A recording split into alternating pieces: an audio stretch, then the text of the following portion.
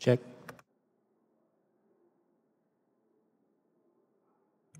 Check, check.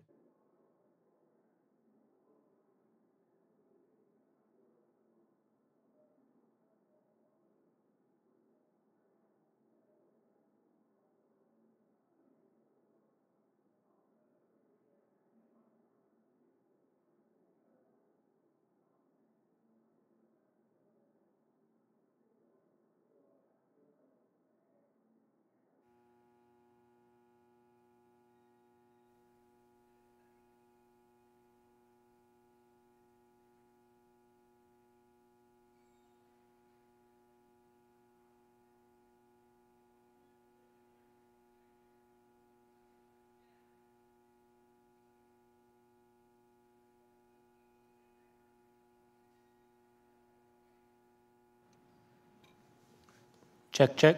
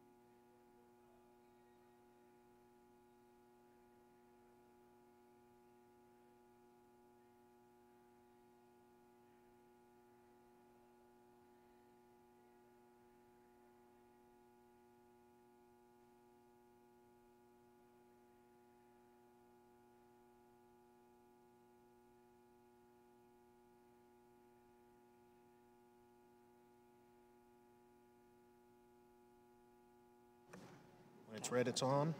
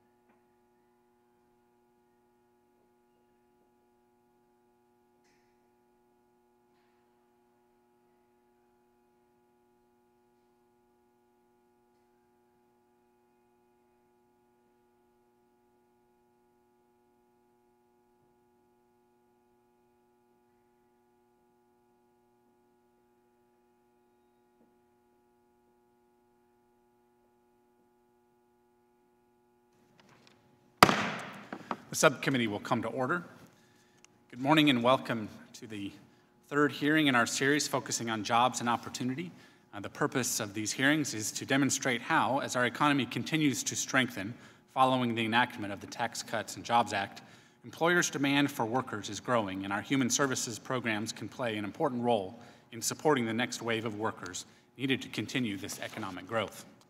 Millions of Americans are on the sidelines of our economy, and it is vital we understand how taxpayer resources, particularly those under this committee's jurisdiction, are being leveraged, or not, to address the needs of those struggling to get ahead. With the Temporary Assistance for Needy Families program set to expire in September, this committee must not stand down from its responsibility to reauthorize this program and provide certainty to families, states, and taxpayers. Last week, we were honored to welcome Department of Labor Secretary Alexander Acosta to share the federal government's perspective. Secretary Acosta told the committee in his opening remarks how the Department of Labor has been working to keep our economy moving forward because, as it fires on all cylinders, with the help of the Tax Cuts and Jobs Act. He said, quote, "At the Department of Labor, we are creating opportunity for all Americans by expanding apprenticeships across all industries, by streamlining traditional workforce education and providing state leaders the flexibilities they need to meet the needs of job creators and their local workforces," end quote. Secretary Acosta also emphasized the demand from governors for more flexibility to focus funds on where they can best serve the needs of the communities. He rightly pointed out that Nebraska is different from California, which is very different from Florida, and went on to add, it's not just cooperation between the agencies, but also flexibility to allow the governors to focus workforce education funds where they best serve the needs of their states. 2 weeks ago, before this subcommittee, we heard about local perspectives from members' districts about the challenges they are facing in an economic environment with low unemployment and more than 6 million job openings. 3 witnesses, including a program participant, testified about a program the Arizona Home Builders Association started to help companies be able to continue to grow as they face a labor shortage. The association partnered with Arizona Correctional Facilities to provide training in construction trades to inmates nearing their release date. These are win-win programs. Companies gain access to a strong labor pool of hardworking individuals, and incarcerated men and women are given the purpose and stability of good jobs, reducing recidivism. Public policy should have the same goals, but the programs heard about 2 weeks ago were created and operated entirely without the use of federal, state, or local funds or programs. At the same time, there are more than 40 federal job training programs. States are spending a combined $30 billion a year through Tanf, and less than half of those dollars are being spent on core work activities and supportive services that could help close the jobs gap. Today, we continue our exploration of the jobs gap, the difference between employers' demands for workers, shown as job openings, and the declining number of individuals in the workforce, as shown on the screen as the labor force participation rate. Our panel features several larger national employers across industries, including automotive, manufacturing, chemical, and retail. They will each highlight challenges they face in growing their businesses due to a lack of workers, what they are doing to address the jobs gap, and what they believe is the best way to promote Americans to get back into the workforce. Today's employers may have similar stories as those from our first hearing, but we will be focusing on their business case for investing in workers on the sidelines to get them job ready. We'll also learn more about why this moment is different from those in the past and the urgency which is needed to address the jobs gap. Today, I'm excited to learn from the witnesses about their experiences and what has led to their success so we can translate these lessons into better public policy across the board victories for American workers, American families, American businesses, and the American economy. Without objection, I will now recognize Mr. Davis, our ranking member, for his opening statement. Thank you, Mr. Chairman, and I thank you for holding this hearing. I've appreciated your willingness to hear from a range of voices, including returning citizens who are often left behind by the economy and left out of our policy changes. I also hope we will have the opportunity to hear from testimony in response to specific potential changes.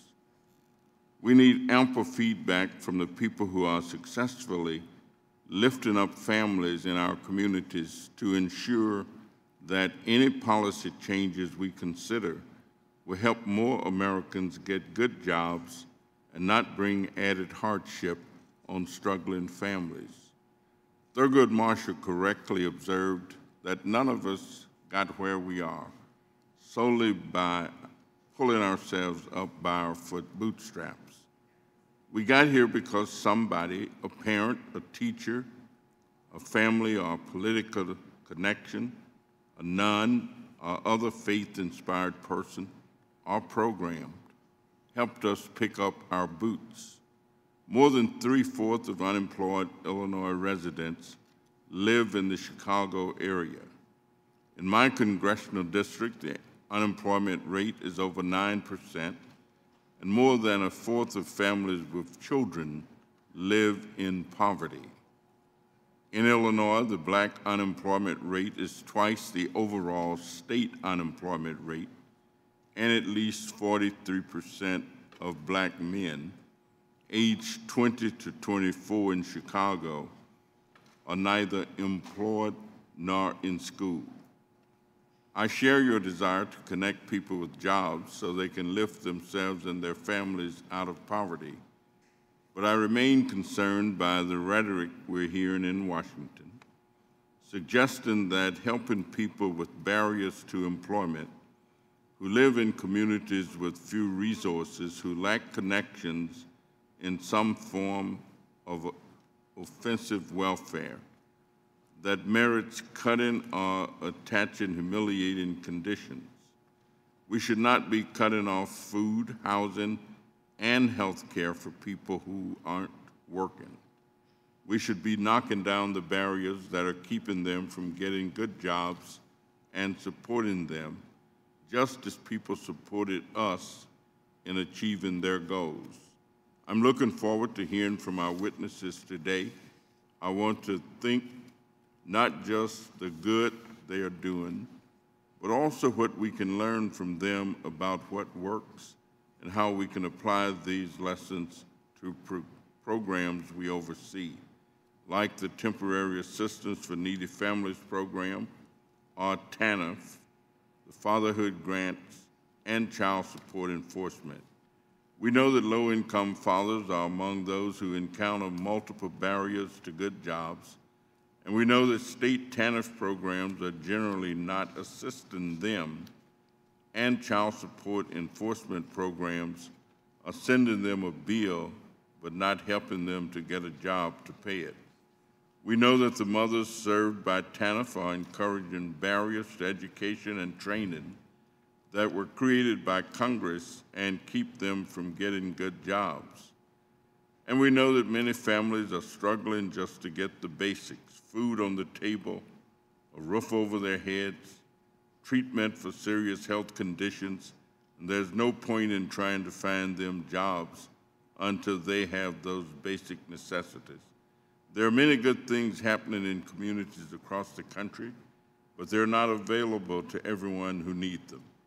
TANF is supposed to help parents work, but what is clear from witness testimonies from this and past hearings is that TANF is not conducting quality workforce development with the array of services needed to support workers with multiple barriers.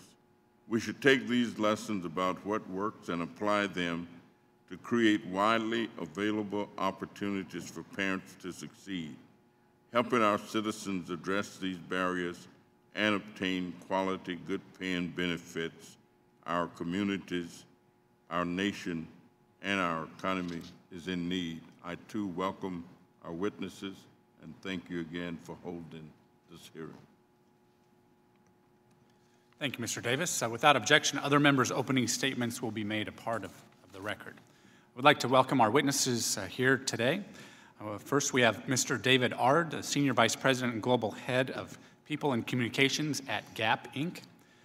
Next, we have Ms. Julie Shapiro, Executive Director of the DOOR organization in New York City. Next, we have Mr. Steve Staub, President and owner of Staub Manufacturing Solutions in Dayton, Ohio. And next we have Dr. Dan Lustig, President and CEO of the Haymarket Center in Chicago, Illinois. Then we have Mr. Glenn Johnson, the Manufacturing Workforce Development Leader at BASF Corporation in Houston, Texas. I now recognize Mr. Bishop for the purpose of introducing his constituent from Michigan. Well, thank you, Mr. Chair. It's my great honor to be able to introduce Barb Pilarski. Ms. Pilarski is the head of human resources for Fiat Chrysler North American operations based just outside my district in Auburn Hills, Michigan. Similar to the other employers we have heard from in the previous hearings, Fiat Chrysler is also experiencing major workforce challenges, especially in finding workers for their manufacturing plants in order to keep up with the increasing demand for their vehicles. They have recently interviewed several thousand non-skilled employees to fill openings as part of their new industrialization plan, and several thousand more are forthcoming. They have also restructured their hiring approach and the interview process and are considering changing the requirement of a college degree to be a supervisor. To their great credit, Fiat Chrysler has been working proactively with United Way and other partner organizations to connect employers and potential employees to support services they need to enter the successful and be successful in the workforce. Ms. Pilarski, we appreciate you being here today to provide your perspective on the jobs gap, and we look forward to your testimony. Thank you. Witnesses are reminded to limit their oral statements to 5 minutes. All of your written statements, certainly in their entirety, will be included in the official record. We'll begin with Mr. Ard. Begin when you're ready. Chairman Smith, Ranking Member Davis, and members of the subcommittee, it is an honor to be with you today at this very important hearing on the challenge of finding qualified workers to support our businesses and provide Americans more opportunities for jobs.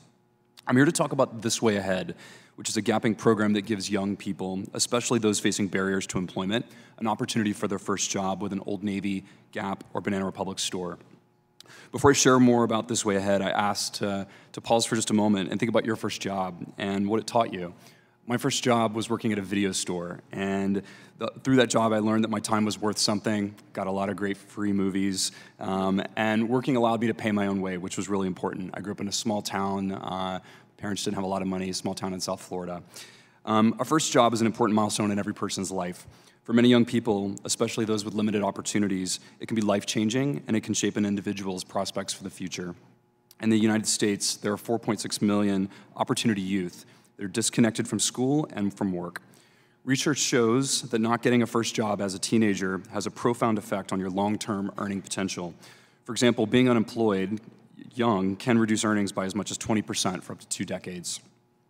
To address the challenge for opportunity youth, we recognized that we have 2 key job assets: jobs in our stores and the experience of hiring teenagers. In our company's nearly 50-year history, we estimate that we've given over 1 million youth their first jobs. It's a really important responsibility that we believe that we have in the community. Our store managers are great at coaching, and they're great at development, and we know what it takes to help young employees get on a path to future success. So in 2007, we designed This Way Ahead, and that was to give youth facing barriers a way to the workforce and a way up. Over the last 10 years, we have also come to recognize that This Way Ahead is very important for the long-term sustainability of our business. The program helps to expand our talent pool and to support business growth and fosters a future customer base. Here's how the program works. So in each of the locations where This Way Ahead operates, we team up with local nonprofits that run job training programs, like The Door that my friend Julie Shapiro runs in New York City. These nonprofit partners recruit motivated youth ages 16 to 24 facing barriers to employment. Our local Old Navy, Gap, and Banana Republic store employees, they volunteer with the nonprofits to help support training, making connections with the youth. Our employees run workshops on topics like customer service, conflict resolution, as well as presentation skills. When the training ends, youth apply and store managers interview them. And thanks to the volunteer interactions prior to the interviews, the youth and our hiring managers, they aren't meeting for the first time, so it's not a high-stakes interview. One of the key differentiators lies in the interview itself. So we guide the hiring managers to hire for potential, not credential. They probe an openness to feedback and work ethic, and since those are 2 factors that contribute to success, the youth who demonstrate these attributes are hired to work in an Old Navy, Gap, and a Banana Republic store. And even more important than getting a job is keeping that job. In addition to store managers who offer guidance and feedback, we also build in other support systems that help keep youth employed. Each This Way Ahead participant has what we call a big SIB, who they can help, who helps them and supports them on questions that they have, and questions that they may not want to ask their managers. I think we all need a big SIB sometimes in our life. And it goes into things like how their locker works or where they eat lunch. There's also a job coach from the nonprofit who meet regularly with the youth to provide additional support and advice on issues that may come up at work and home.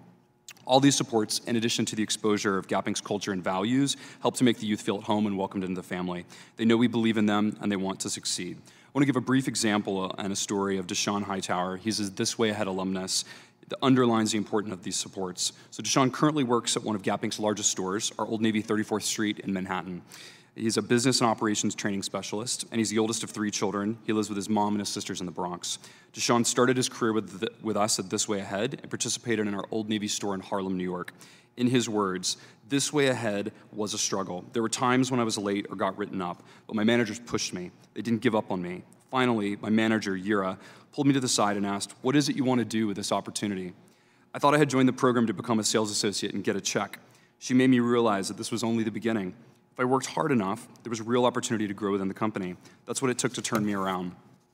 Deshawn has continued to grow his career with our company. He's held multiple specialist roles and has been promoted several times. He's now supervising This Way Ahead participants, helping others see the opportunities to advance professionally. I'll give a couple of statistics for the purpose of time, and be very happy to answer questions as we go forward. But a few things in terms of our results and things that give us confidence that there's greater opportunity for us to move forward. 71% of This Way Ahead participants improve their soft skills, so things like decision-making and time management. 72% of our alumni from 2007 to 2016, they're employed in at least one paid job versus 55% of 16 to 24-year-olds in general U.S. population.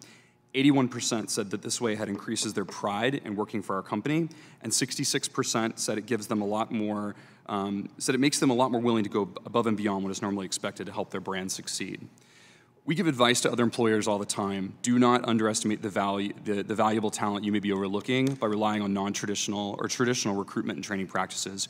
Programs like This Way Ahead, they demonstrate that we do not need to choose between what is good for the community and what is good for business.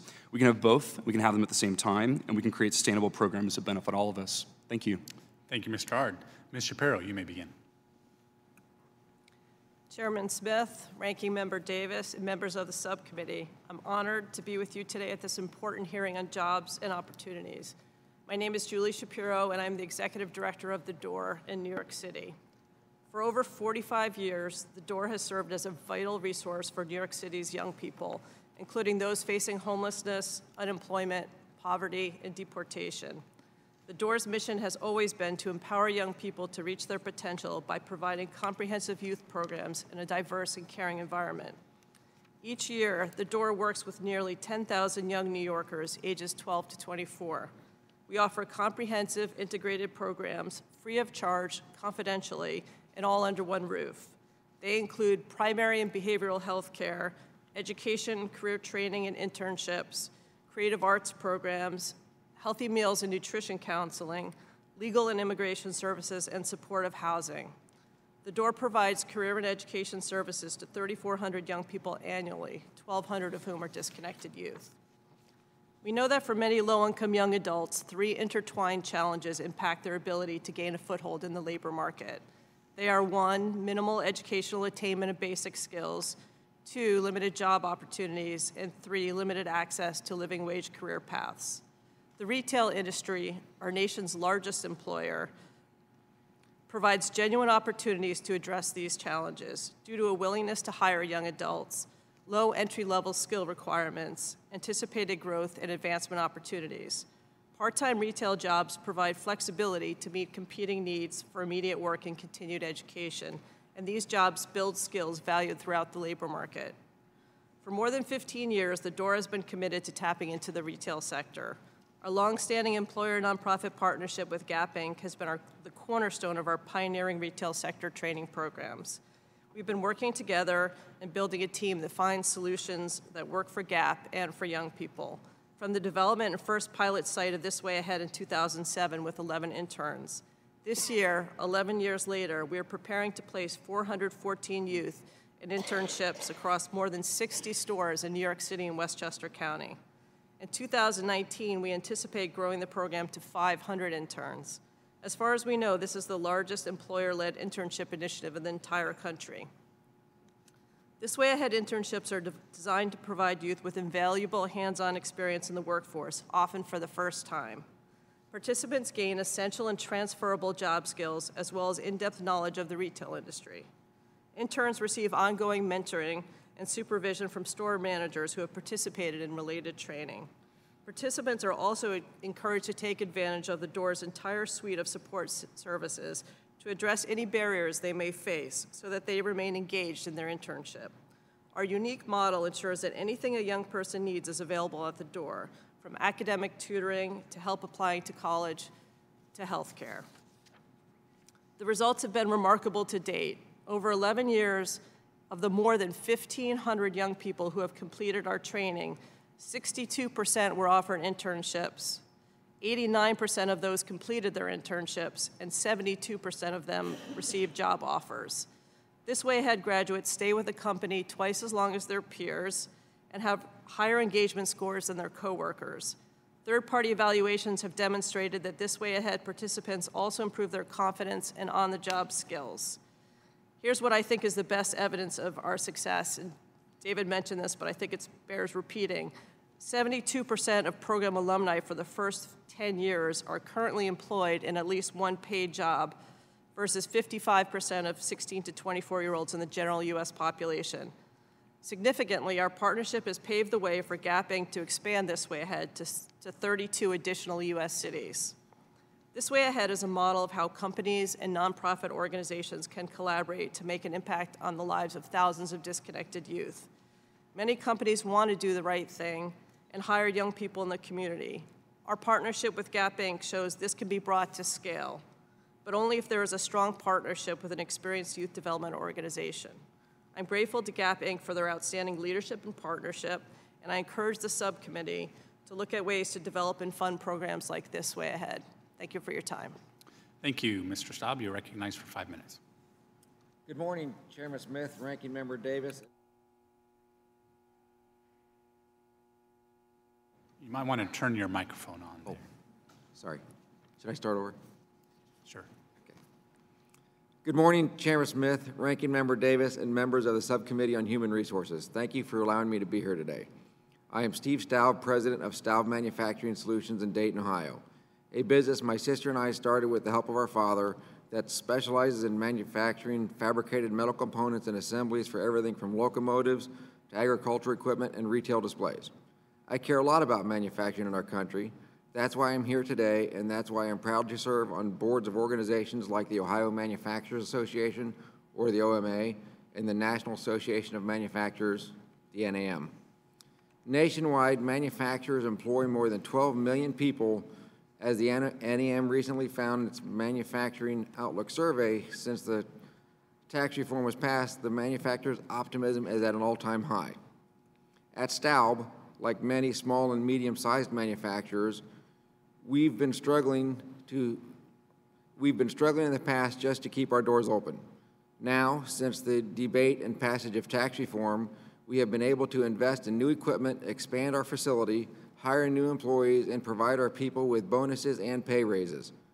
There are many other examples like ours across the country.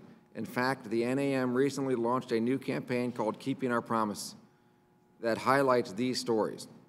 But while manufacturers are growing and creating jobs, we are also having difficulty finding enough workers to fill those jobs.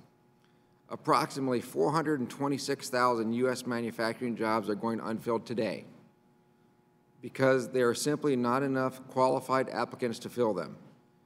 Over a 10-year period, that number is going to rise to 2 million if we don't do something now. So what can we do? Well, quite a few things, actually. Here are some basic points.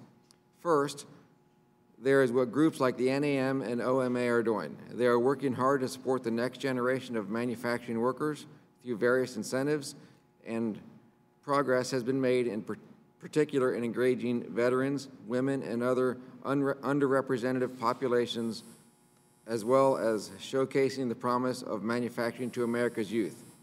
Second, there is what manufacturing companies can do as an individual. At Staub, we have developed some recruiting strategies that may be considered somewhat unconventional. We have been working with a local anti-poverty agency, for example, and we have often welcomed team members to our finishing department with little or no skill, teaching them a trade and giving them plenty of opportunity for advancement. We believe in hire for attitude and train for skill. Not only is this the right thing to do for our communities, but we believe there is also a strong business case to take on harder to serve individuals as well. And the result of our efforts has led to improved employee retention and loyalty. Third, there is work being done with local education institutions. I am very engaged in our local schools to get students involved in manufacturing. A few years ago, a group of us got together and started a nonprofit called Extreme STEM to get kids excited about the manufacturing industry. We host robotic and 3D printing competitions with names like Extreme Bots and Extreme 3D.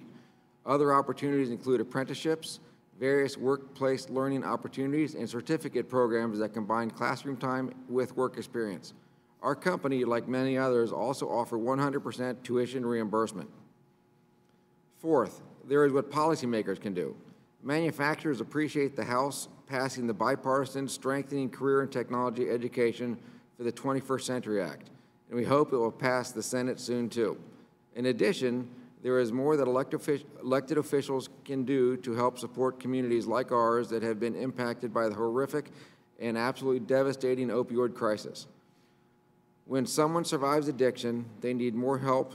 They need tools and strategies to keep off drugs and get back into the workforce and stay employed. Finally, we need a continued commitment to the kind of pro-growth policies like tax reform that helped create today's manufacturing renaissance in the first place. Manufacturing offers many promising career options, often without the financial burdens of college debt. And the average manufacturing worker earns about 27% more in wages and benefits than their peers. These well-paying jobs are in modern, high-tech, and a growing industry, and they're ready to be filled today. In fact, let me say this. Right now, we have $500,000 in pay, benefits, and training to give away to 5 people. But we are having trouble finding those people. Here's what I would say to your constituents. It is not difficult to get this money. Just show up every day, be willing to learn, be drug-free, and we'll teach you the skills that you need to know. I imagine countless other manufacturers around the country feel the same way and have the same opportunities. In the meantime, we're going to keep working hard to tackle the skills gap. We appreciate what you're doing. Thank you. Thank you, Mr. Staub. Dr. Lustig. Good morning, Chairman Smith, Ranking Member Davis, and members of the subcommittee. Thank you for allowing me to testify this morning. My name is Dr. Dan Lustig. I am the president and CEO of Haymarket Center in Chicago. It is the largest and most comprehensive provider of treatment for substance use and mental health disorders in Chicago, founded in 1975 by Father Ignatius McDermott. Haymarket Center has grown to serve over 12,000 individuals annually in over 30 specialized treatment programs and work development programs. Haymarket Center serves individuals suffering from addiction, especially those presenting with histories of unemployment, homelessness, criminal justice, involvement, trauma, and mental illness. Haymarket Center's recovery support infrastructure helps clients sustain recovery, minimize relapse, and improve overall quality of life through its on-site provision of services that go far beyond the scope of most treatment programs. For example, with family medicine and psychiatry, childcare, and job training. Problems with employment are common among individuals with substance use disorders, yet comprehensive vocational services are not generally available to them, and vocational interventions are often not matched to their specific needs. Substance use and other barriers have been identified as an important problem to address among the hard-to-employ TANF recipients and other entitlement programs.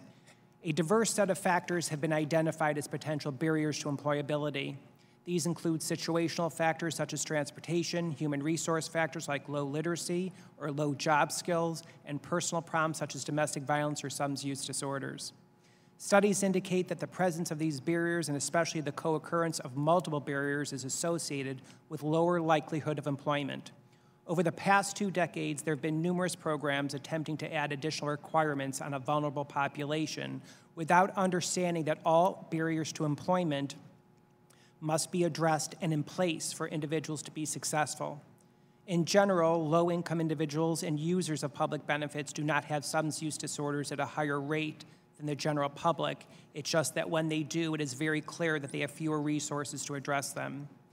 In 2011, Haymarket Center received a Pathways to Responsible Fatherhood grant from the Administration for Children and Families to serve low-income fathers in Chicago who are both entering treatment for substance use disorders and estranged from their children because of their drug use. The project enrolled over 1,300 fathers. Most of these fathers resided in low-income communities on the south and west sides of Chicago. These neighborhoods have the highest murder rates and drug arrest rates in the nation. All of these fathers served through the program had complex problems in addition to their substance use disorders. Other barriers included involvement in the criminal justice system, unemployment, lack of housing, little to no work history, low educational levels, multiple children from different mothers, and co-occurring mental illness and other chronic diseases. Of the participants that we enrolled, 61% were African American, 8% Hispanic, 27% white. 46% of the sample had GED or a high school diploma.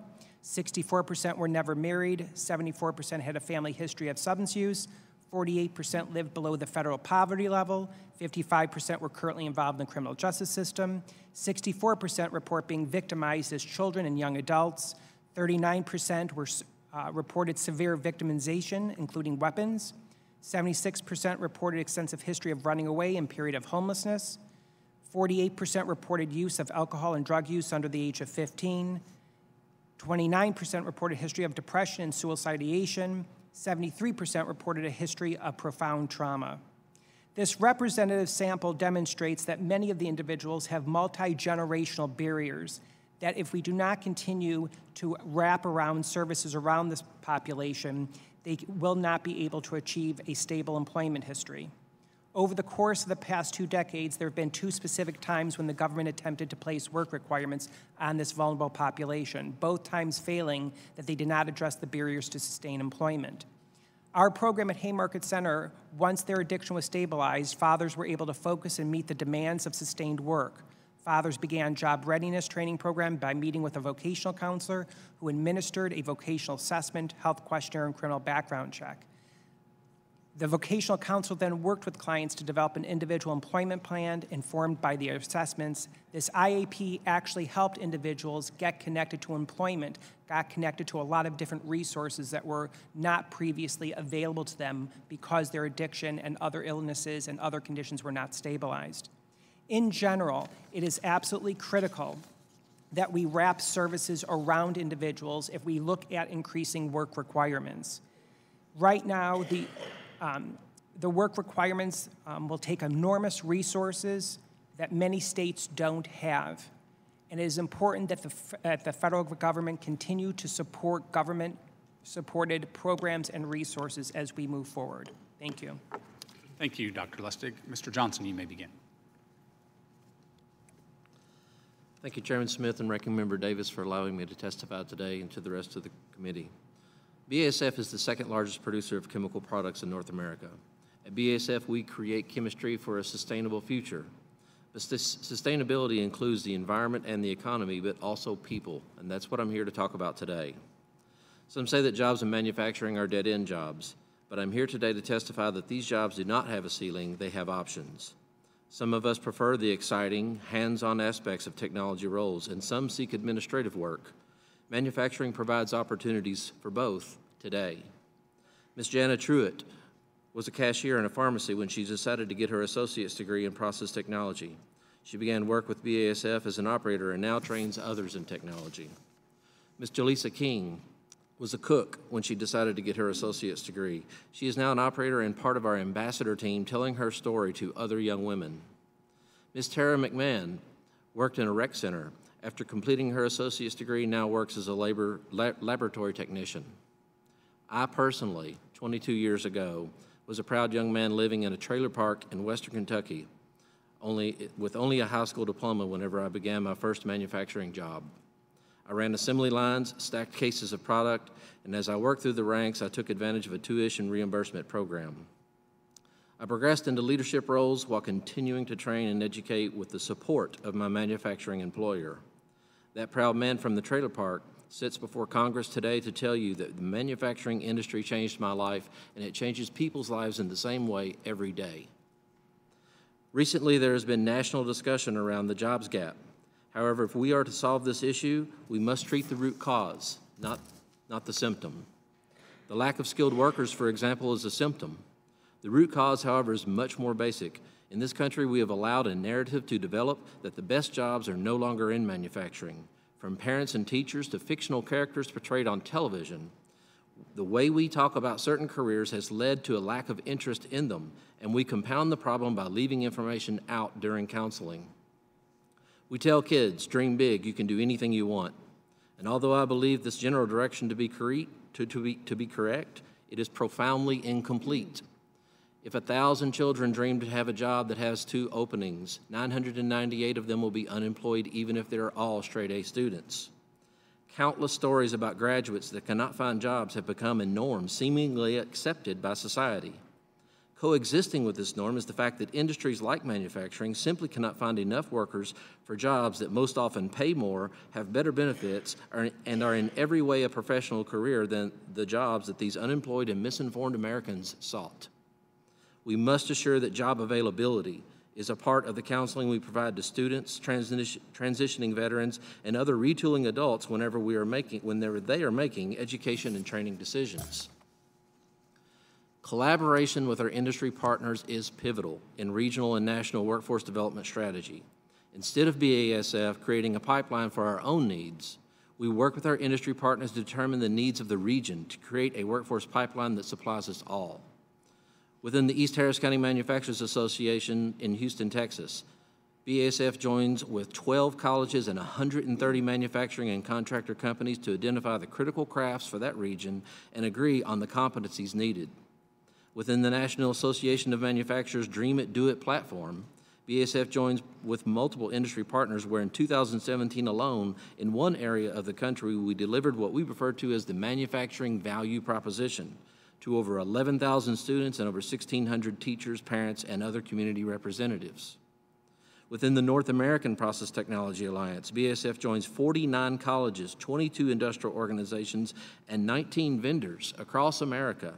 Here we focus on the curriculum and instructor skills for the Process Technology Associate's degree. We can no longer hit the snooze button on the jobs gap. We must change our messaging to entice workers to seek jobs that are readily available. We must create education success metrics that indicate if we are filling the jobs most needed for America's sustainability, not just how many people have 4-year degrees. The Department of Labor must provide job projections directly to the Department of Education within an aligned and specific strategy to guide education funding pursuit, as well as spending decisions for program development incentives. Thank you, Mr. Johnson. Ms. Pilarski. Chairman Smith, Ranking Member Davis, and members of the subcommittee, thank you for the opportunity to contribute to the discussion on how to address industry-wide job gaps. As head of human resources at Fiat Chrysler Automobiles, I am responsible for more than 60,000 employees in the U.S., many of whom live in Congressman Bishop's district.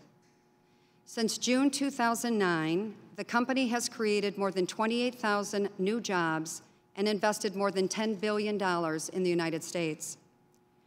We are justifiably proud of our growth in the U.S. over the last decade, but it also creates a challenge: finding the talented workers who will build our cars and trucks in the future. Our assembly line workers operate under a production methodology that we call world-class manufacturing, or WCM, which relies heavily on employee engagement and leadership on the shop floor. The results of WCM have exceeded our expectations in health and safety, quality, productivity, morale, and other key measures. To continue to realize these kinds of benefits, we need our future assembly line workers to be idea generators, critical thinkers, problem solvers, and good communicators. We at FCA face 2 interrelated challenges in achieving this. First, our high school education system does not adequately expose students, especially those who may not be interested in a 4-year college degree, to the manufacturing sector and the attractions of careers in this area. Second, this same education system has been inconsistent in terms of providing all graduating students with the skills to keep pace with the evolution of the automotive industry. We need to build a stronger pipeline of workers at FCA, and we have already begun to do this. For example, in 2013, we initiated a partnership with Ivy Tech Community College in Kokomo, Indiana, to launch the Integrated Technology Education Program, also known as ITEP. ITEP's goal is to reach high school students, including students from Congresswoman Walorski's district, who are interested in manufacturing. The program exposes these students to manufacturing theory and concepts beginning sophomore year, followed by opportunities to shadow workers in a manufacturing facility during senior year. High school students who complete the ITEP program are eligible to receive free tuition for a 2-year technical associate degree from Ivy Tech. This fall, we plan to launch a pilot co-op program at a Michigan community college. The 2-year program combines classroom learning for 4 days a week with 1 day a week of work experience in one of our manufacturing facilities. Graduates of the program will be interviewed for supervisory jobs in our own plants. Employers today have to think creatively about how to better prepare and support the good people we hire. For example, we recently redesigned our hiring and onboarding process for more than 2,800 new employees who will build Ram pickup trucks in Michigan to acclimate them to what it's like to work in an assembly plant before they even set foot on the shop floor. We've also begun looking at ways to leverage our longstanding relationship with the United Way of Southeastern Michigan to provide other support and assistance to our workers to enable them to address challenges such as the lack of reliable transportation and childcare, as well as to create employment opportunities in our plants to support the meaningful efforts that United Way is undertaking to get people back to work. I would like to leave you with 2 suggestions on ways you can support employers like FCA. First, please continue to support and fund programs like the Department of Labor's Youth Career Connect program, which supports educational partnerships like the ITEP program in Indiana.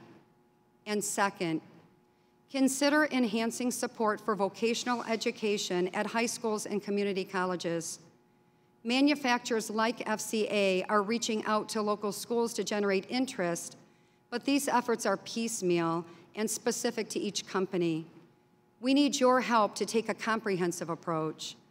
This is so important not just for us at FCA, but for the suppliers and small businesses that we depend on for the components we utilize to build our cars and trucks.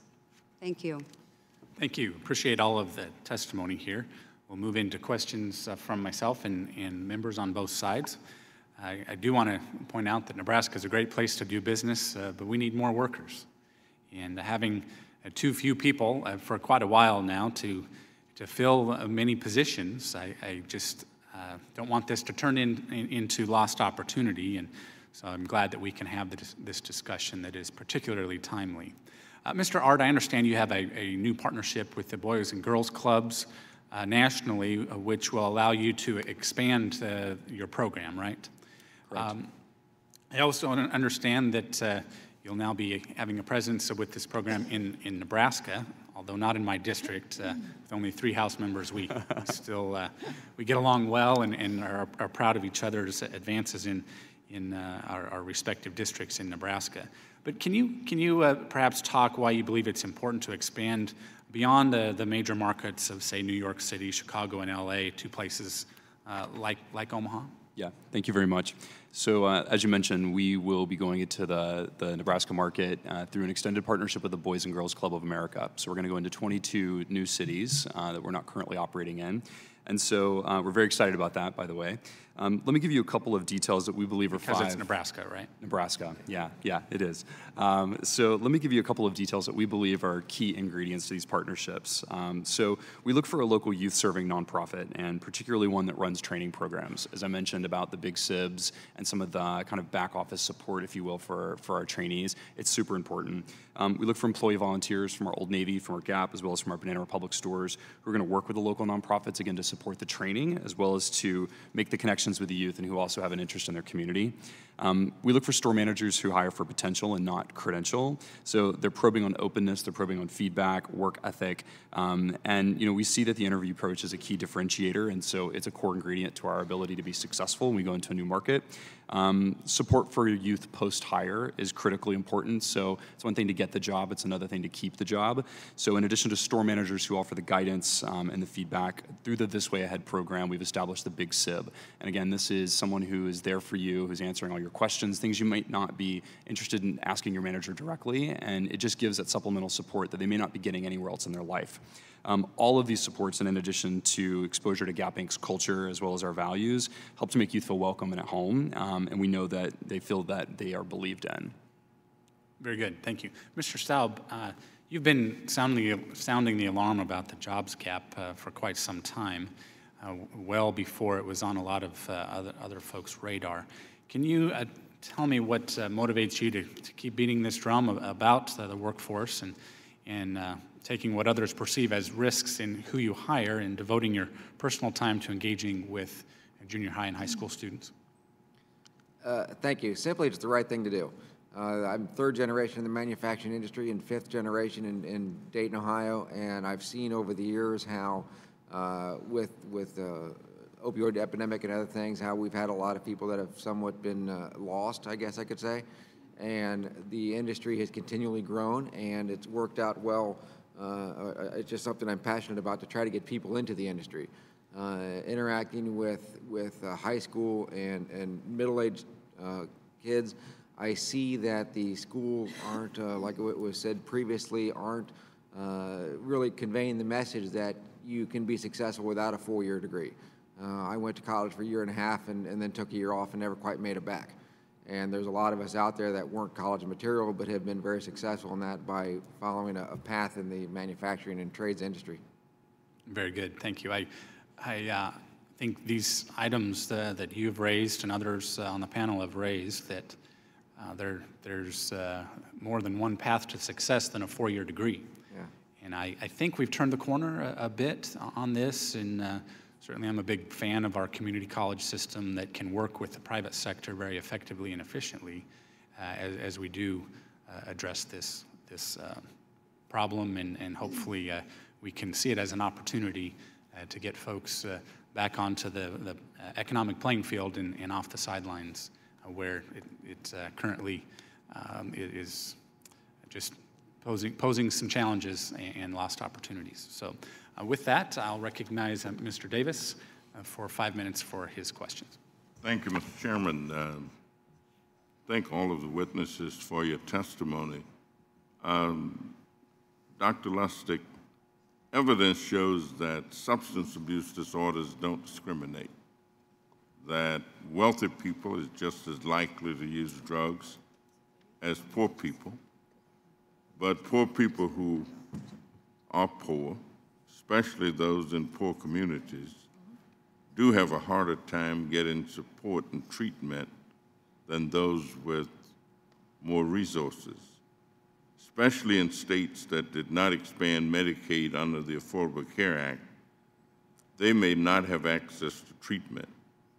And even if they can access treatment, they may struggle to pay for child care or rent while they're in treatment, and they may be less likely to have jobs waiting for them when they get out. What are some of the additional supports you provide to your clients to make sure that they can get treatment and be in a position to get a job? So first and foremost, Haymarket Center is a 400-bed residential complex on the west side of Chicago, and our goal is to offer a very comprehensive program with immediate access to care. And so once we stabilize individuals in treatment, one of the key components in keeping individuals sustained in recovery is job placement. And it's not just getting someone stabilized on a medical disorder that is also as critical, but so many of the patients that we see, which is about 12,000 a year, actually have so many additional barriers. And so one of the three things that we do at Haymarket Center that moves people into recovery quicker is that we not only address the addiction, the mental illness, and any kind of medical disorders that a patient presents with, but we have a job readiness program. And that really starts to, as a person finishes treatment, that is a time when we are able to work with individuals, begin the soft skills training, and really begin to rebuild a person. That's still not quite enough when you deal with individuals with long-term addiction. What is key is that we have what are called job coaches and recovery coaches. That is a program that follows individuals for 1 year post-treatment. And that is what we have learned to be really key components for individuals who are leaving treatment, is that we follow them for a year. And employers actually begin to build a level of credibility when they know that somebody else is involved with that individual. And so our program, our job training program, focuses on job coaching and mentoring and addressing those skills as a person moves through what is called early recovery. Does your agency get any support from Tanf?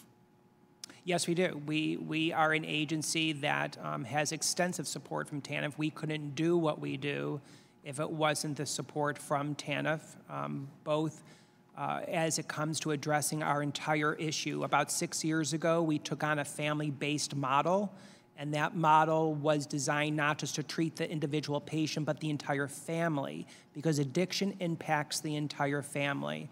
And so we have had, mothers and fathers who are not just impaired when it comes to addictions, but a lot of the kids are also failing in schools and need support. And so a lot of our programs go out into the community and work with the entire family in addressing issues that the family needs to address to heal them.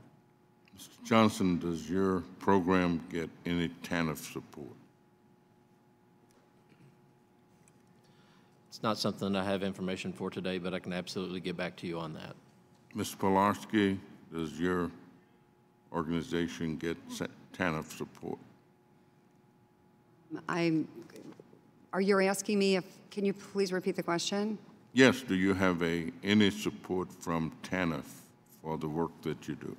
Yeah, I would also have to get back to you on that. We certainly have programs for our employees who are suffering from substance abuse, individualized programs to help identify those employees and then respond to those issues. Mr. Staub, do you get any? I do not believe so. Ms. Shapiro? We do not. Mr. Art? We do not. No specific plans at this time. Well, thank each one of you very much. And my point is that there is room for TANF to provide support that is currently not providing to some of the agencies that are doing the work. I yield back. Thank you. I now recognize Ms. Walorski for 5 minutes.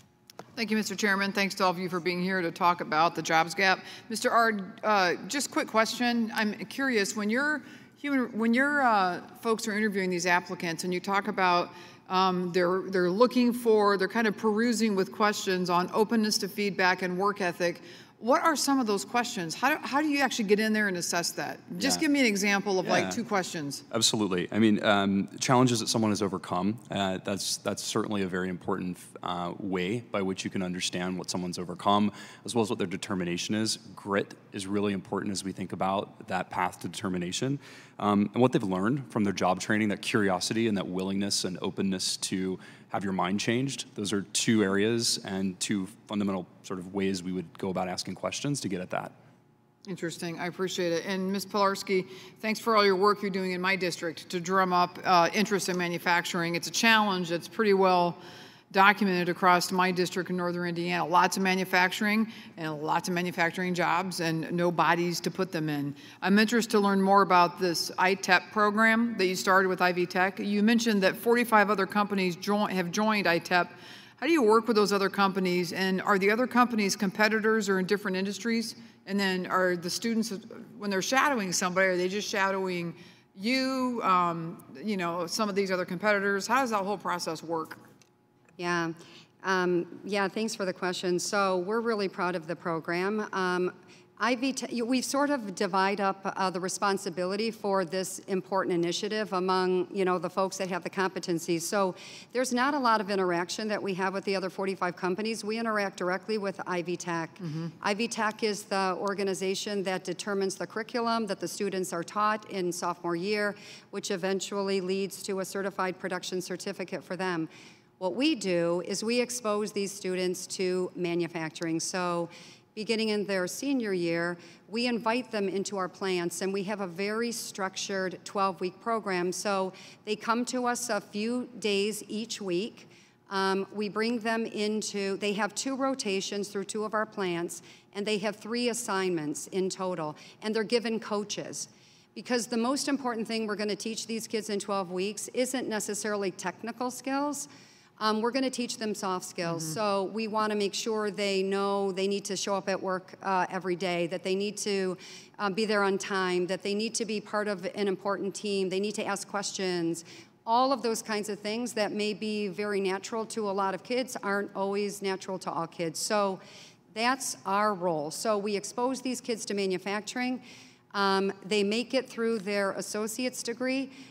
Right now, we have some that have come back to us now doing summer internships who we think have great promise, and our hope is that we start offering them full-time jobs when they complete their associate's degree. So given the fact that these are young people coming right out of high school, and they really don't have these skills that you're trying to teach them, soft skills, show up, it's important. How do you do that with a young person that comes in the door? Is this competitive where they're competing with each other? Are you incentivizing them when they do something correct, that they've got what you're trying to tell them? What do you do? Yeah, we assign mentors. I mean, we assign one-on-one mentors. So every one of these kids has a mentor that follows them through these assignments. And those mentors are meeting with the kids, they're giving them guidance, they're talking to the supervisors that have exposures to the kids. So we're giving sort of real-time feedback and help molding them as they make it through this 12-week process. And that's really the way you do it. You team up, you really find support and assistance in that way. We find that to be the most effective. I appreciate it. I yield back, Mr. Chairman. Thank you. Thank you. Next, recognizing for 5 minutes, Ms. Chu. Ms. Pilarski and Mr. Johnson, I'd like to direct my first question to both of you. Many of the programs you highlighted today are offered to youth in high school or to individuals in the early stages of their career. However, there are other populations that are willing to work and able to work, but would have difficulty following those pathways. According to the Migration Policy Institute, 25 million individuals in the U.S. are considered limited English proficient, or LEP. In my region of the Los Angeles metro area, 26% of the total working age population is LEP. In addition, 47% of adults who speak Asian or Pacific Island languages are LEP, which is the highest percentage of any linguistic group, including Spanish-speaking individuals. These statistics are very relevant to today's discussion because LEP individuals are more likely to live in poverty than English proficient individuals. In 2015, about 23% of LEP individuals lived in households with an annual income below the official federal poverty line, which is nearly twice as high as the share of English proficient persons. Now, there are companies that are helping LEPs gain English skills to help fill jobs. The Boston Globe reported in January of 2017 that companies who are facing worker shortages have started offering English classes free of charge at work sites for its employees. Employees are paid the normal wage while they are in class. Companies are finding that investing in English skills and other kinds of training helps them retain employees, helps them promote from within the company, and has helped employers identify workers whose potential was previously hidden behind a language barrier. In addition, errors are reduced and employees can provide better customer service. Employees are offering this benefit in a range of industries, from hospitals to manufacturing to food service companies. So this is one way that employees can close the job gap. So I'd like to know, do you have people who work for you in your companies for whom English is not the first language? And do you offer services such as this? Thank you for the question. Specifically within the organization, what I would better refer that to is the people that are in the boards that we work with. So the first thing that we must do is to be sure that we have a strong industry partnership along with the educations to identify what are the critical crafts for the area. If we've done that, we have half of the battle. But a part of that and what is missing in most of those boards is connecting with neighborhood centers around the area that have the direct connection to people that are underrepresented and to people that are in impoverished areas that need these additional services. Including those organizations onto the board allows us to find out what are these additional barriers that we need to address within the education portion. Because just enticing them to come to this path is not the end of the equation. The other part of that is the quality part of it and what are the skills that they need. And if there are some underlying foundational skills that are necessary, like what you're talking about, it helps us to know in advance what those things are, what to put into the curriculum. So, Mr. Johnson, are you, I'm talking about the English language skills, so are those being addressed? Yes, if that is identified as a critical skill, as a skill that is absent in the community that we are trying to employ people, then it is put into the curriculum as well. And Ms. Pilarski? Yeah, we in southeastern Michigan, we also struggle with a population of folks that have non-English speaking skills. And one of the ways that we address it is through our partnership with United Way of Southeastern Michigan. So we have been together partnering with United Way for 65 years. So we have a very long-standing relationship. And they have some unique and specific programs where they focus on folks that have trouble with English. Our employees this year contributed over $5 million to support programs like these with United Way of Southeastern Michigan. So I can certainly relate to the challenges that you have. We find it ourselves in our region, and we think the right approach is to partner with professionals like United Way to help us move through that issue, because those folks, you're exactly right, would be very good folks for us to consider for positions in our plants.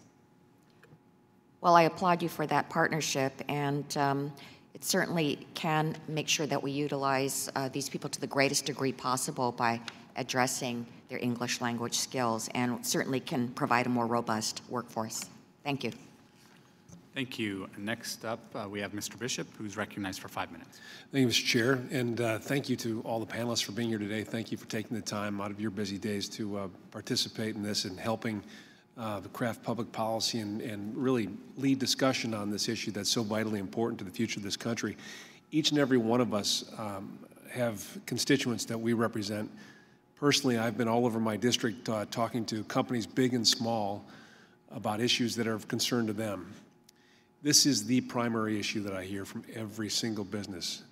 And so we really have got to get creative about this. And we really have got to work together to figure out how to change the direction of what we're doing now and really reinventing the wheel.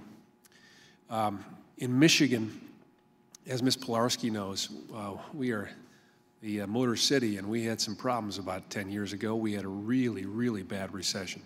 Manufacturing jobs left our state, and they did in great numbers.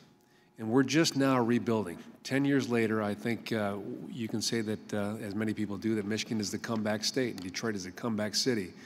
And one of our biggest problems, and some people say it's probably a good problem to have, is that our economy is doing so well that we need workers, and we have to find a way to fill them. So, Ms. Pilarski, I know that Fiat Chrysler has done such a great job in bringing this intuitive new process. It's brand new on how you look for employees and fill spots. You're the HR director of a rather large, I mean, if anybody has an issue or is struggling right now or has challenges, it's got to be someone like you who sees it from every angle. There's so many things to talk about, but can you tell me a little bit about the United Way? I know you just started a discussion with Ms. Chu, but I'd like to hear more. Yeah, we actually feel like part of the resolution to this problem is partnering with community organizations like the United Way. As I said, we've been together with them for 65 years, and we understand very well the programs that they have, what they've done, where they've been successful. And so, for example, they have a program they call College and Career Pathways, And what they do, these are for high school students, right? And they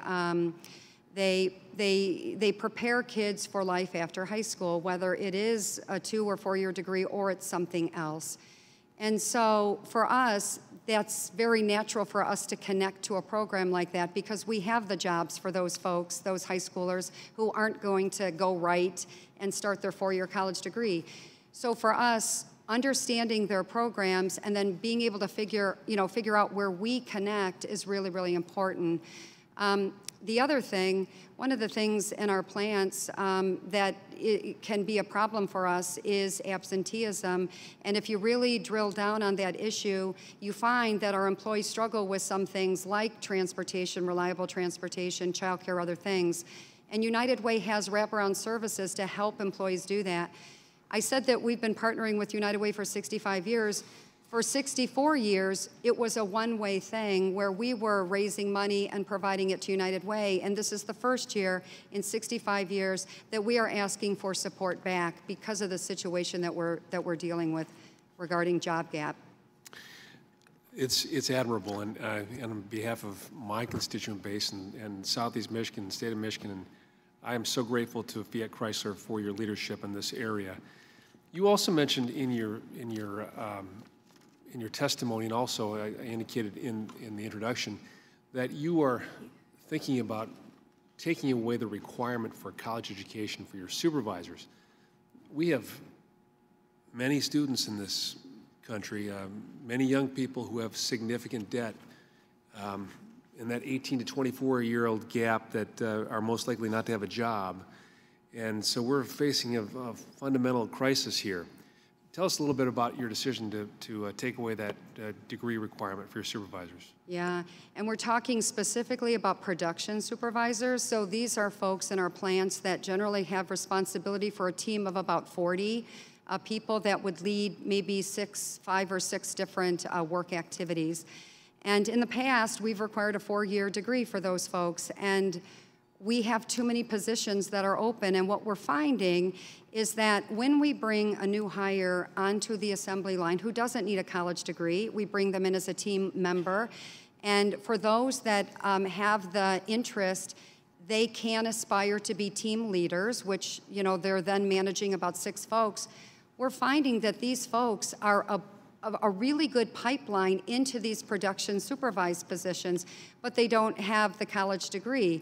And so we just connected the dots on that and said we need to rethink, right, what our minimum requirements are, because we really have the capability in these employees and we need to leverage that. And so that's what really drove the decision. Thank you very much. I yield back. Thank you. In the interest of time, we want to move things along given the vote schedule. So next, I'll recognize Ms. Sewell for 5 minutes. Thank you, Chairman Smith and Ranking Member Davis, and I want to thank our witnesses for being here today.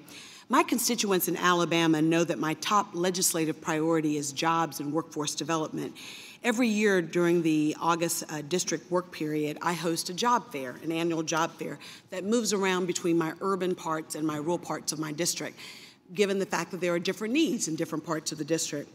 But there are very real barriers that obstruct individuals from entering or staying in the workforce. After every job fair, I hear from my employers that there are many enthusiastic applicants, but that the job openings go unfilled because many of the candidates don't have the proper skills or training to qualify to fill those jobs. That's why I think it's really important that the work that you all are doing in terms of workforce development and apprenticeship programs and internship programs are critically important to our ability to make sure that we not only close the jobs gap, but the opportunity gap that exists in this country. Policymakers, Republicans and Democrats, support apprenticeship programs and internships because employers can fill labor gaps and workers can earn while they learn. But apprenticeships are scarce in today's economy. Last year, fewer than 50,000 Americans graduated from a registered apprenticeship program. Moreover, I've learned that often they don't reach women, minorities, and rural youth as effectively as they do other kinds of applicants. After speaking to my constituents and employers, I found that there are 2 reasons for this. First, low-income families need stability to be effective participants in workforce development programs. If a family can't afford childcare, or they don't have access to transportation, housing, or health care, it becomes almost impossible for an individual to focus on succeeding in a workforce development program. In my district, where the average median household income for a family of 4 is less than $35,000, working families don't earn enough to make ends meet without assistance. So if Congress and this administration is serious about addressing the skills gap, we must strengthen funding for wraparound services so that those who have fallen on hard times have the ability and the opportunity to pull themselves out of poverty. Secondly, I believe the reason why we see fewer youth, rural youth, minorities and women in some of these programs is because workforce development programs do not serve some of our most disparate populations programs, like I think programs like Tanf, the Temporary Assistance for Needy Families, is not properly designed to provide workforce training and education to its recipients. Since its inception, TANF has been sold as a program that helps transition impoverished Americans, but unfortunately, very few TANF dollars go to education and training, making it very difficult for TANF recipients to find good long-term employment. This committee must focus on making sure that workforce development becomes a central part of the TANF's mission. And that's what we're doing here today, is learning more about what works as far as workforce development programs and what we can learn from them. So I guess my question, I'll start with you, Ms. Polarski. In Alabama, while we are not we consider ourselves the Detroit of the South because we have a lot of automobile manufacturers in our district. Likewise, in my district, I have Mercedes-Benz and Hyundai. So I'm quite interested in the program that you have outlined. Can you talk to us about best practices and what workforce development and apprenticeship best practices that you've learned that we can maybe glean to government assistance programs like TANF?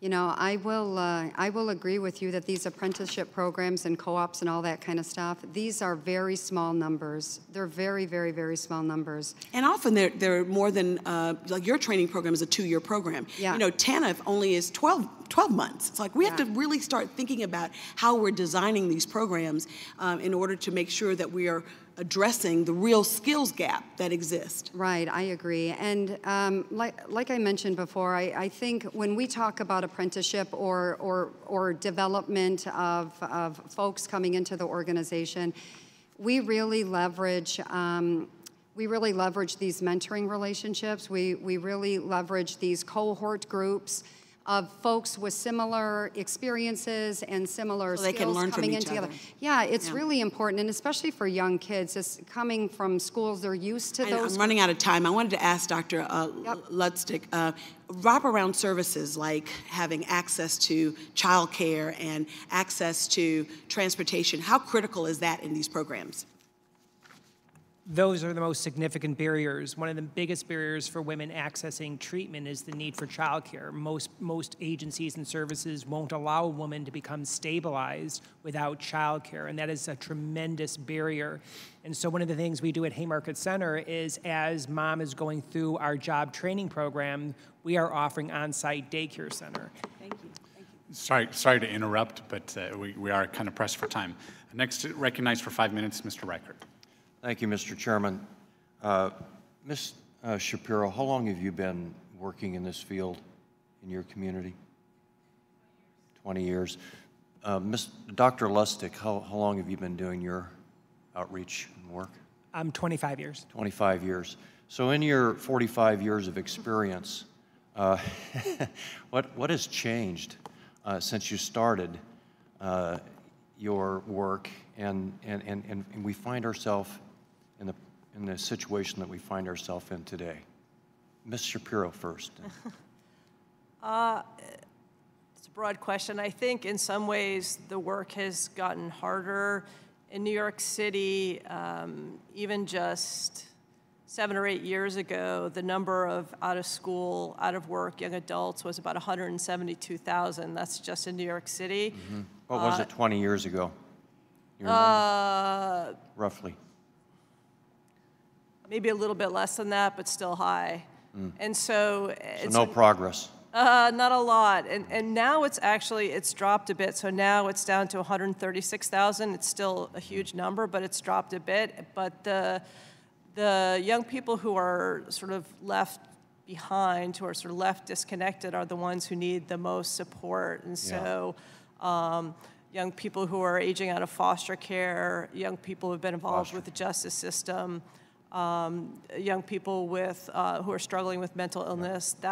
Those are a lot of the barriers that we're trying to address now. I get that. Doctor, what do you see as after your 25 years of hard work?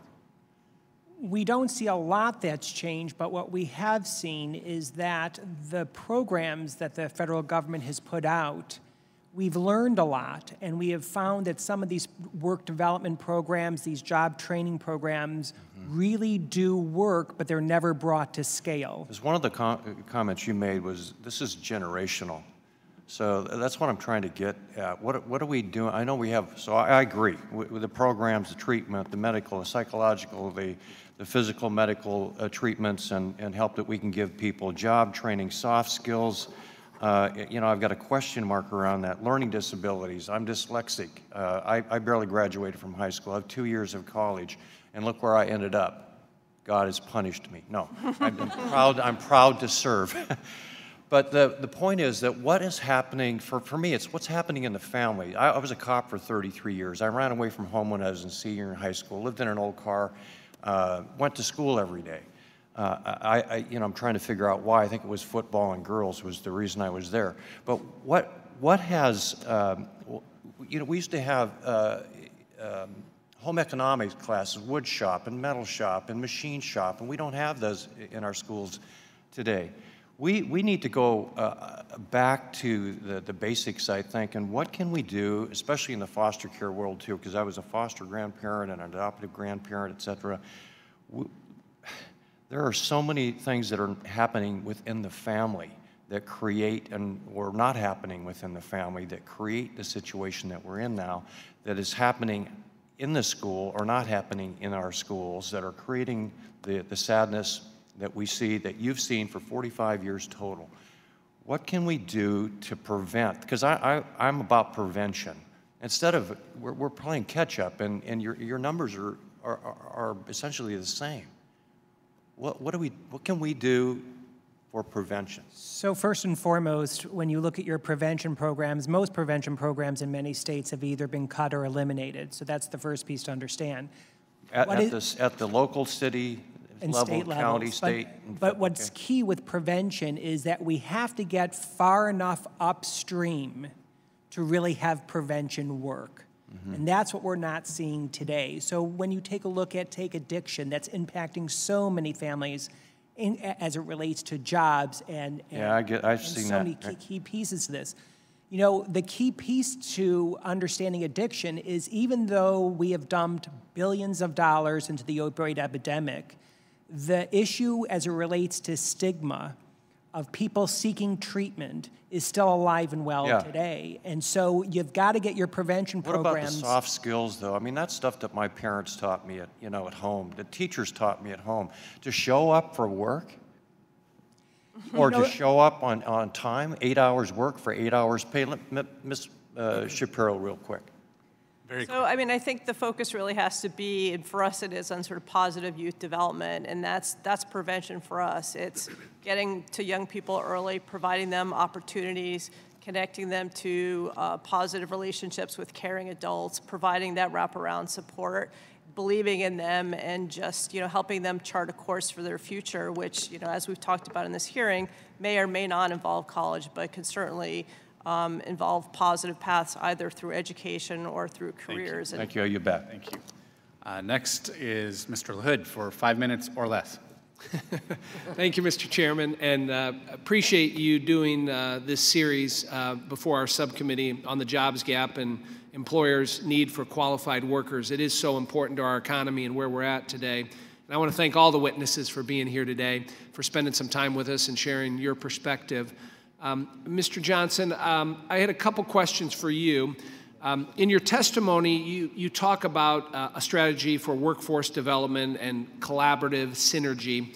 And I've heard mixed reviews about the workforce system and one-stop centers. In my state, they call them Illinois WorkNet centers. And given that you operate facilities, I believe, in 29 states, what has your experience been in working with the workforce system? That's number one.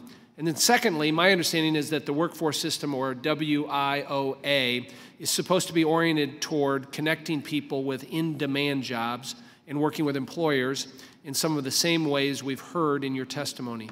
Is that currently happening? So yes, that is currently happening. But the key, I believe, is to connect those workforce centers with the workforce boards that industries are leading together as a group.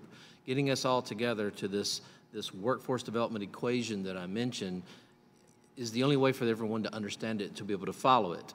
I mean, for example, let's say that one of my BASF sites has, one of the site leaders says that they decide they need 3 electrical technicians over the next 5 and 10 years. Well, to get 3, we have to credential 3, but to credential 3, we have to enroll 6 because not everyone makes it through the program. To enroll 6, we have to talk to 25 because we don't convince everyone to take the path. That system is what is happening today with individuals worried about that end part of the pipeline. If we do that, the problem is we're never going to supply what we're trying to get because a lot of those people that are graduating with those credentials may get hired by someone else. The better bet is for us to work with our regional partners, our industry partners in the area, and decide how many electrical technicians do we need as a group for this region so we know how many to enroll, so we know how many to speak to. And if we can get that math correctly, we create a pipeline that fills us all instead of us only worrying about our individual needs. And is there, when you describe that deficiency, is there a public policy answer to that? Is there something government should or shouldn't be doing? Or is that something that's solved in the private sector? Well, that's a bigger answer than I have time for today, but I will say the answer is absolutely yes. One of the primary things that I believe that public policy can address is educational funding messaging. I talk about the message a lot during my testimony, that they're parents, teachers, everyone. But that would include our policy does not communicate to kids what are the jobs that are available.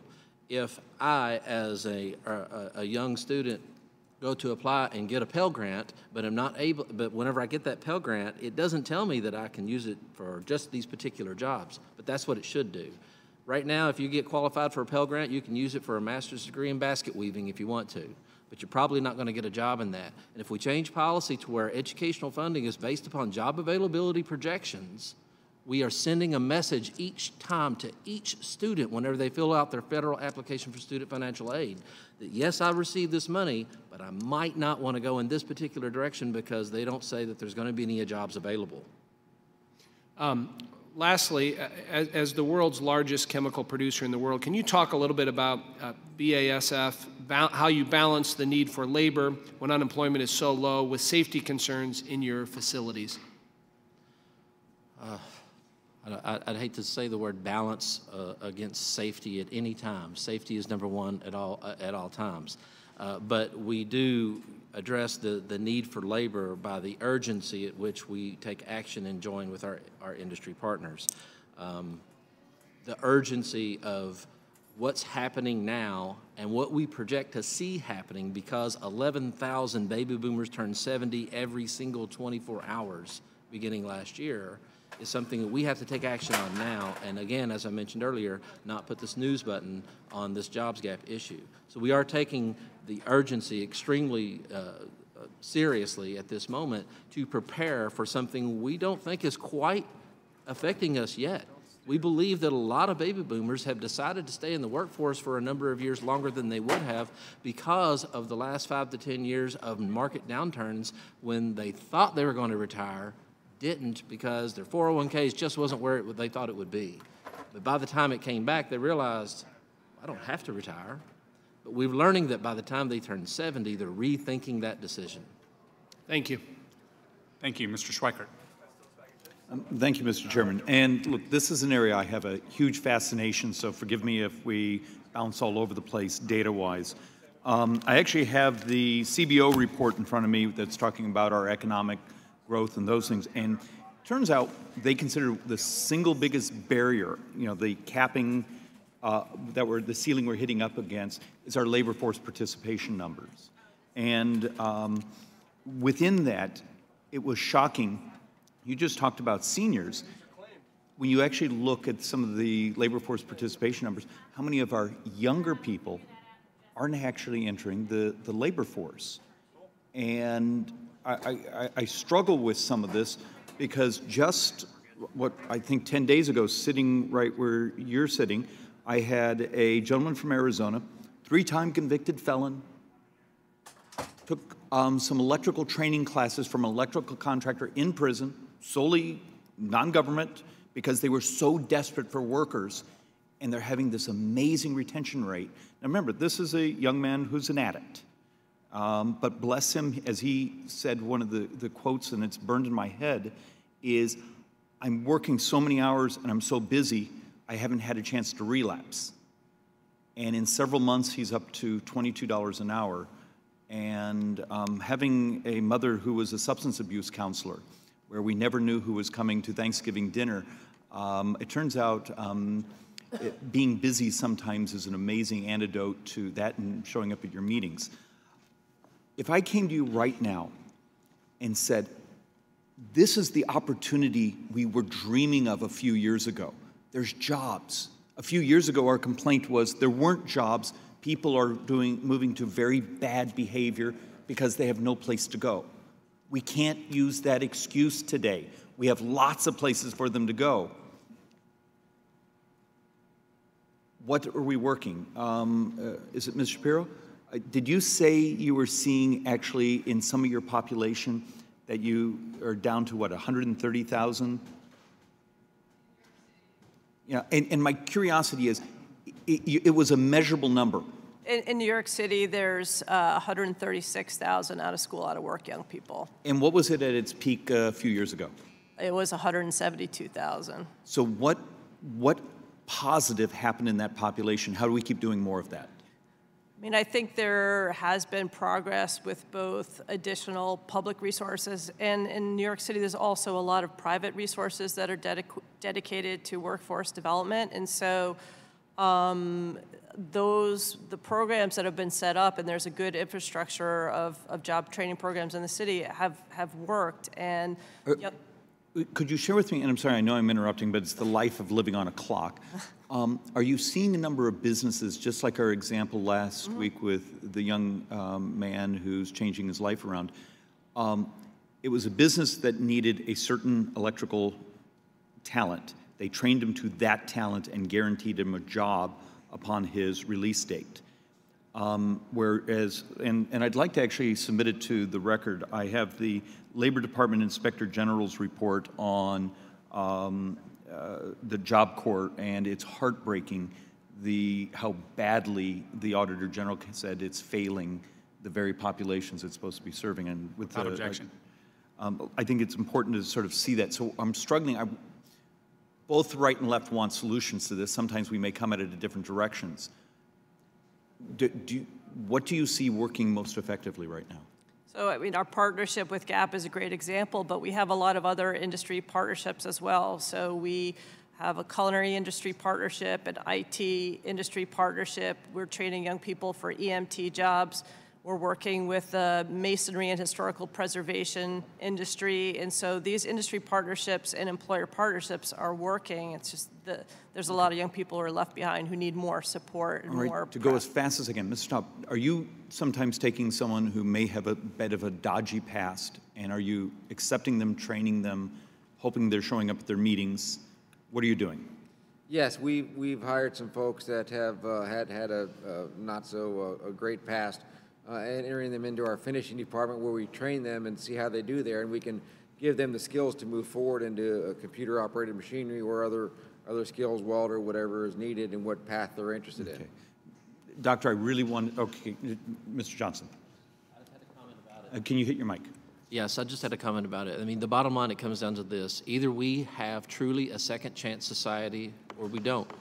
And part of the barrier for people with need for a second chance has to do with how we ask them if they're available or if they're okay to work. We ask them questions like, have you ever, instead of have you in the last 7 years? Mr. Chairman, I know I'm way over time, but you're actually seeing some really interesting stuff in the data. Felons, people with some really difficult pasts are getting jobs. How do we, as policymakers, make it so if someone needs to go to their 12-step meeting over lunch, that's embraced? It's almost a rethinking, and I'm hoping this labor force shortage is making a difference in our society. Considerable interest in these win-win scenarios of bringing folks off the sidelines and focusing on the future. Next up, Mr. Corbello, 5 minutes. Thank you very much, Mr. Chairman. I'm grateful to you and to the ranking member and to really the entire committee for dedicating so much time to this issue, to figuring out how we can work together as an institution with the private sector, with local and state partners to improve the lives of disconnected youth. A lot of these young people who want to make their contribution to the world, to their communities, but just can't figure out how. And all of you who are here today in some way are dedicating a lot of your own personal time to figuring out a way forward for these young people so that they can integrate into our society and be productive. And I think you should all be commended for it. I'm especially grateful because in South Florida we have a wonderful organization called Youth Co-op that partners with GAP's This Way Ahead program to promote the well-being of at-risk youth in the community through education, employment, and empowerment. But a question I have for Mr. Ard, for Mr. Staub, and for anyone else who wants to answer it, and I think it was touched upon earlier, but we should explore it more deeply. The federal government, does it have a visible role? Is it a reliable partner? You work on this every day. What difference is the federal government making in terms of helping these young people find their pathway to success? Mr. Ard, if you want to take it first, please. It's definitely a big question, and one that I think we're grappling with on a pretty regular basis in my company. So I think there's opportunity for all of us to do more. What we're doing currently is certainly on a more localized level with organizations, for example, with youth co-ops, something along those lines, or the Door or Boys and Girls Club. So there's certainly an opportunity for the federal government to do more. Otherwise, it's a patchwork of experiences that are being strung together and that look different state by state. Mr. Staub? There certainly is, like the Perkins bill that's currently in front of the Senate, things like that to help the community and technical colleges get the funding and resources they need to have the equipment that they can train their students on.